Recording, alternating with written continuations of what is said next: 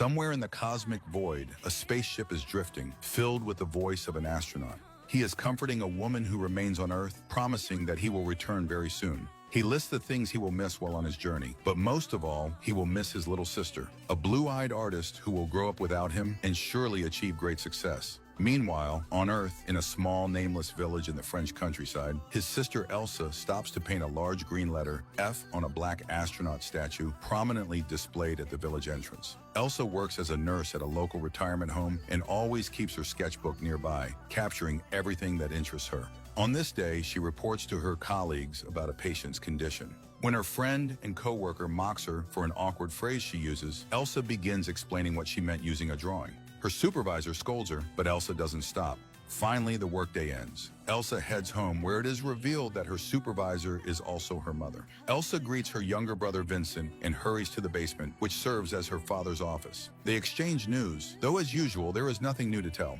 Her father asks Elsa to stop painting on the monument to Frank, explaining that it's vandalism. He adds that the village mayor has repeatedly asked him to rein in his disobedient daughter. Elsa, however, becomes angry, blaming her brother Frank for disappearing without explanation 3 years ago.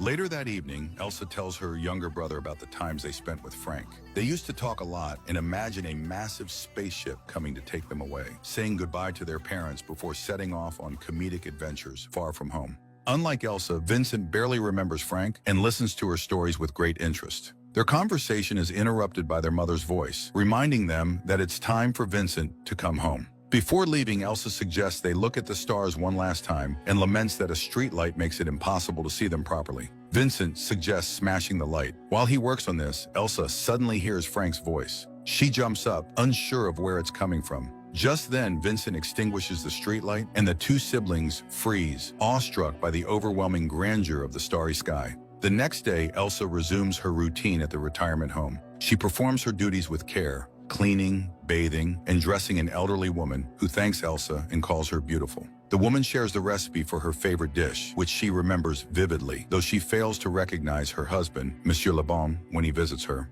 Later, Elsa's friend announces that she is moving to another city with her brother, leaving Elsa deeply upset. Out of kindness, Elsa offers to drive Monsieur Lebon home. That evening, Elsa goes to a youth club. Even while dancing and having fun, she continues sketching during breaks. On her way home that night, she spots a large dog standing in the middle of the road. It looks at her car as if waiting for her. Elsa gets out and follows the dog into an alleyway, where she finds a woman lying on the ground. Checking for signs of life, Elsa discovers that the woman is alive but drunk and likely homeless, as she appears to sleep here often. Returning to her car, Elsa feels restless and doesn't want to go home. Instead, she drives to the hill where she and Vincent admired the stars. She can't stop thinking about Frank's voice. Sitting in the same spot, she suddenly hears it again. This time, the voice doesn't fade. Frank tells her that he is glad to hear her. Elsa asks where he is, and Frank explains that his spaceship veered off course. Now he is surrounded by darkness and emptiness, with no surviving crew members. The voice she hears comes through mysterious beings that surround him. They are everywhere, even in his mind. Frank fears that he is dying. The beings told him there is a way for him to return, but only Elsa can make it happen. To begin, she must find a seed that will allow them to communicate. It's nearby, under her feet. Elsa searches and soon finds a transparent capsule with a stem resembling a peculiar seed among the stones. She inserts it into her ear. Frank's voice immediately becomes clear and loud. He confesses how much he misses her, and Elsa tells him about the statue erected in his honor. The next morning, Elsa wakes up at home, feeling a liquid dripping from her ear. Panicked, she rushes to the bathroom to remove the seed, but it seems to have taken root. She pulls out a long, white, fibrous strand, and as she tries to tear it, she suddenly hears a voice telling her to stop. Thinking she imagined it, Elsa pulls more of the strand and prepares to cut it with scissors. The voice repeats the command and punishes her with a painful sound wave that strikes her eardrums. Elsa collapses to the floor, calling out to Frank. However, the voice informs her that he is currently inactive. The beings have put him to sleep due to low oxygen levels. They are around him and now in her head. Elsa pleads for them to leave her, but they declare that they need her as much as she needs them. They promise to bring her brother back if she fulfills their demands. Their main rule, she must tell no one about them. At that moment, Vincent enters the bathroom and sees that Elsa is unwell. She lies to him, brushing off his concerns, and sends him away. The voice asks Elsa to follow a path that only they can see. In return, they promise to bring Frank back. They explain that they need 5 bodies, and Elsa has 3 days to find and bring 5 people there. The beings do not reproduce, so humans need not fear a large-scale invasion. No one will ever know they are there because they remain invisible.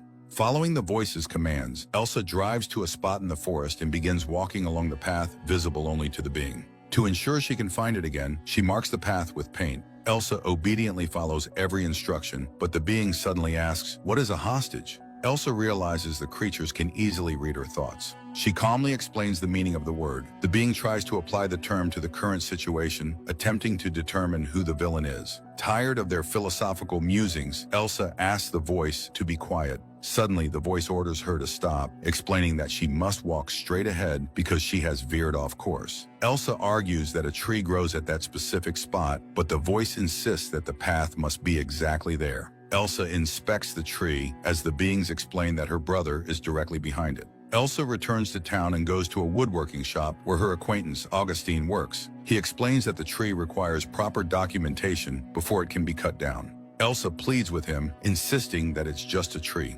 Augustine points her to his senior colleague Jordan, who has the authority to decide. Eventually, Elsa convinces the men to help her. They grab a saw and head into the forest with her. When they arrive, Jordan questions why they need to cut down this particular tree. Elsa claims it's part of a bet and offers him money, but Jordan refuses and begins the work. When the job is nearly finished, he asks Elsa to complete it. She takes the saw and Jordan helps her, making his romantic interest clear. Finally, the tree falls. Elsa asks the men to leave, but Augustine has already returned to the truck. Jordan starts making advances on Elsa, but she pushes him away. He tries to force himself on her, and Elsa reaches for the saw lying nearby. At that moment, Augustine reappears, shouting at Jordan. In the chaos, Elsa directs the saw toward Jordan's groin. Elsa crawls down the newly revealed path and looks back, seeing no one behind her. She returns to